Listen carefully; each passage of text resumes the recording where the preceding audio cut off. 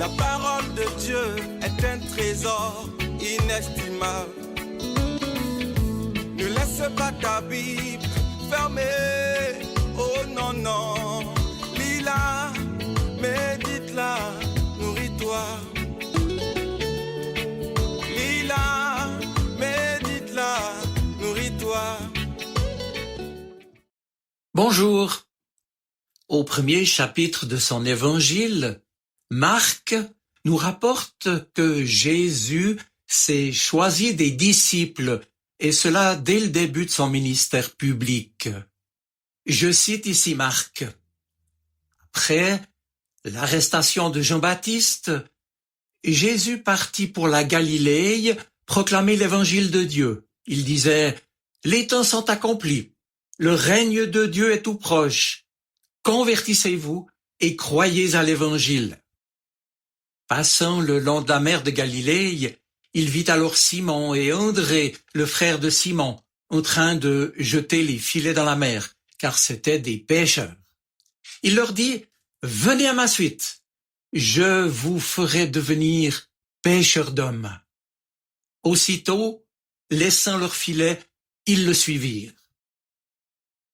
Jésus avança encore, et il vit Jacques, fils de Zébédée, et son frère Jean, qui était dans la barque et réparait les filets, eux aussi étaient pêcheurs. Aussitôt, Jésus les appela.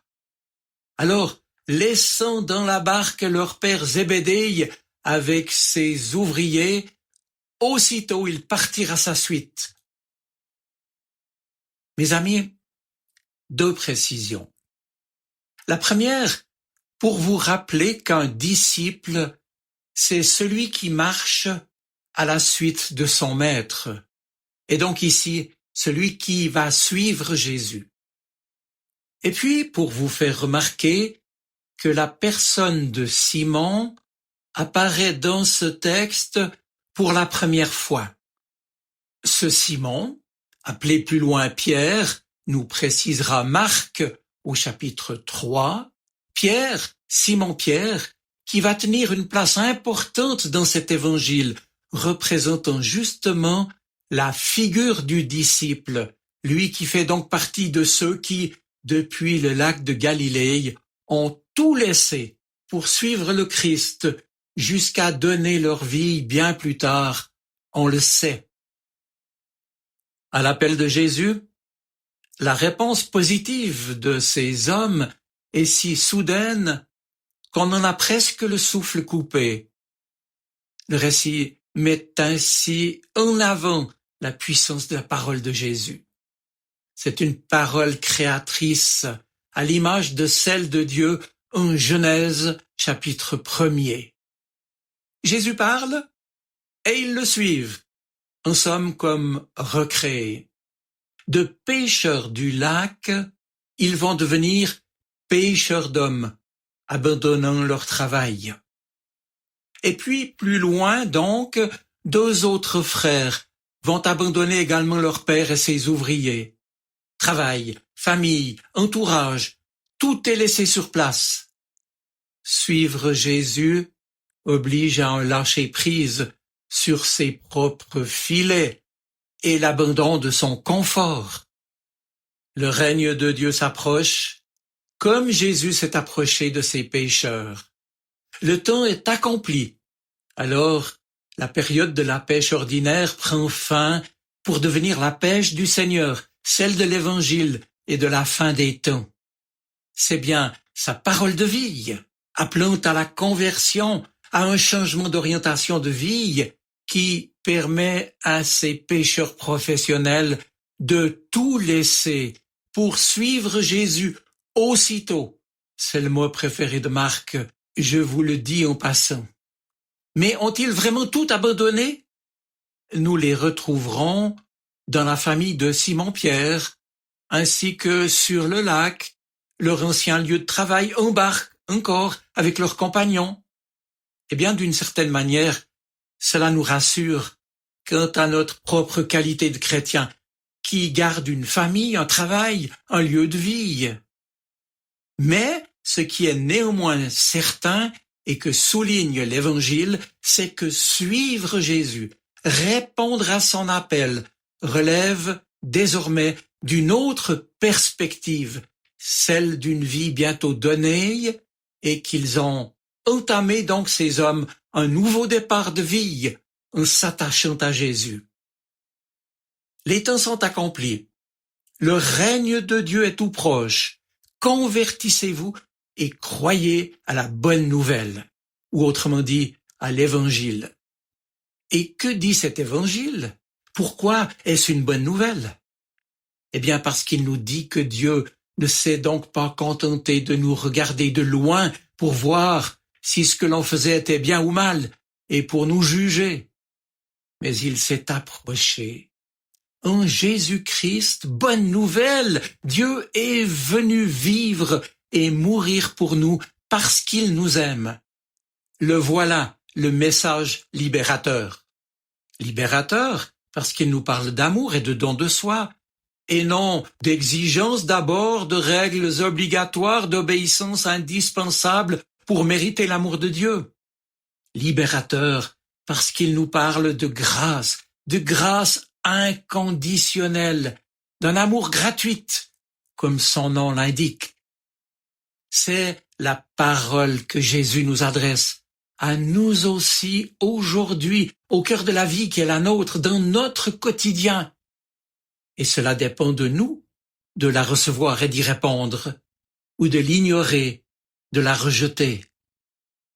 La bonne nouvelle, je le répète, c'est que Jésus, par sa mort et sa résurrection, nous offre la vie éternelle. Mais pour accepter cela, il nous faut vivre de sa parole, l'accueillir. La foi sans les actes n'est rien. Dire simplement « je crois » ou « oui, j'accepte le salut offert par Jésus-Christ » sans conformer notre vie à sa parole, sans lui faire pleinement confiance, sans faire confiance à son amour, à cet amour qu'il nous offre, est une illusion. Suivre Jésus, c'est donc vivre de sa parole. C'est aussi proclamer autour de nous le salut offert par Jésus-Christ. Oh, il ne s'agit pas là de faire du prosélytisme, mais d'être simplement témoin du salut offert par Dieu. Quelle est la différence? Eh bien, le prosélytisme impose, alors que le témoignage partage et propose en respectant la liberté de chacun. Dieu ne s'impose jamais, il s'offre. Et c'est bien dans ce sens qu'il faut comprendre cet appel de Jésus, « Venez à ma suite, je vous ferai devenir pêcheurs d'hommes ». En d'autres termes, mes collaborateurs. Être pêcheur d'hommes, c'est être l'instrument de Dieu. C'est engager toute sa vie jusqu'à la fin. C'est témoigner de l'amour de Dieu et y conformer notre vie tout entière. Tous, nous sommes appelés à suivre Jésus, c'est-à-dire à répondre à cet appel de Dieu comme lui-même y a répondu.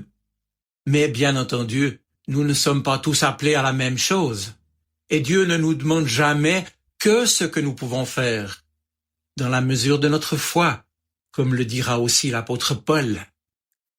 Être chrétien, c'est se mettre dans cette perspective de vouloir avancer à la suite de Jésus le Christ, qui lui est allé jusqu'au bout à l'appel de Dieu, de le suivre tout simplement dans le quotidien de nos vies, c'est-à-dire dans les petites choses, tout en sachant qu'il peut y en avoir de plus grandes encore.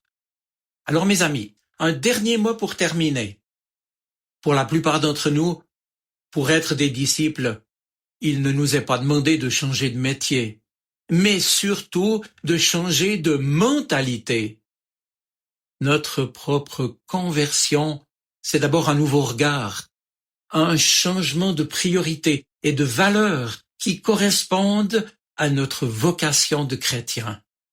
Et cela nous est rendu possible par une écoute attentive de la parole de Dieu et par une vie de prière, en communion avec celui qui nous accompagne fidèlement. le royaume de Dieu est à portée de main pour nous aussi. Je vous souhaite une bonne semaine. Soyez bénis. Amen.